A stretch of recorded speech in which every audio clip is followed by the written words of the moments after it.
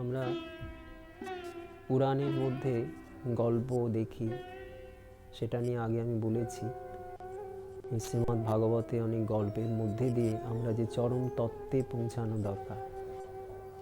শিবের সম্পর্কে যেমন অনেক রকম কথা রয়েছে এবং অন্যান্য দেবতাদের সম্পর্কে অনেক রকম কথা রয়েছে, কৃষ্ণের সম্পর্কে অনেক রকম কথা রয়েছে। আমাদের প্রথম লৌকিকটাকে নিয়ে সাহিত্যর ভাষাটার মধ্যে প্রবেশ করে শেষে আমাদের সমাধি ভাষায় গিয়ে প্রবেশ করতে হবে। সমাধি ভাষায় যখন প্রবেশ করব তখন আর কোনো বলবার কিছু থাকবে না, তখন সম্পূর্ণভাবে নিস্তব্ধতা। সে এক তুমি তোমা মাঝে আমি একা নির্ভয়। রবীন্দ্রনাথের সেই কথাটি মনে হয়, সেই গানটি মনে পড়ে যে মহাবিশ্বে মহাকাশে মহাকালো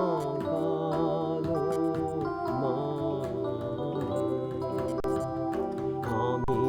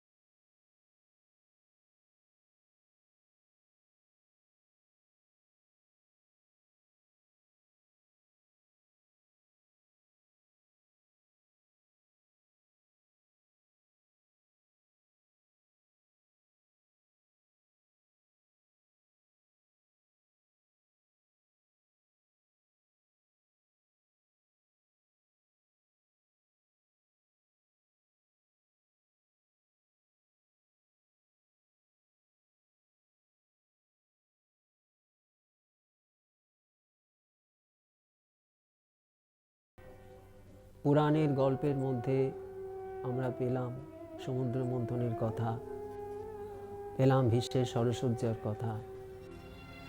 ভীষ্ম সরসজ্জা হয়ে কতদিন তিনি শয়ন করে রইলেন।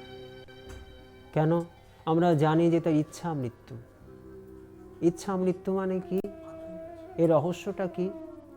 না, ইচ্ছা মৃত্যু বলতে গেলে মৃত্যু বরণ করা মানে মৃত্যুর অত্যন্ত বিস্মৃতি। ভাগবতের ভাষায় যদি আমরা মৃত্যু সম্পর্কে জানতে চাই, তাহলে মৃত্যুটা হচ্ছে অত্যন্ত বিস্মৃতি যখন আমাদের আসে, আমাদের জ্ঞানটাকে যখন ভুলিয়ে দেয়, তখন আমাদের মৃত্যু।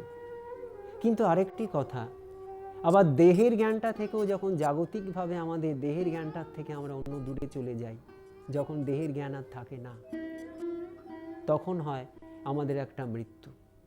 তা বিশ্বদেবের ইচ্ছা মৃত্যু মানে তিনি ইচ্ছা মাত্রেই তিনি দেহের জ্ঞানটাকে ছাড়তে পারতেন।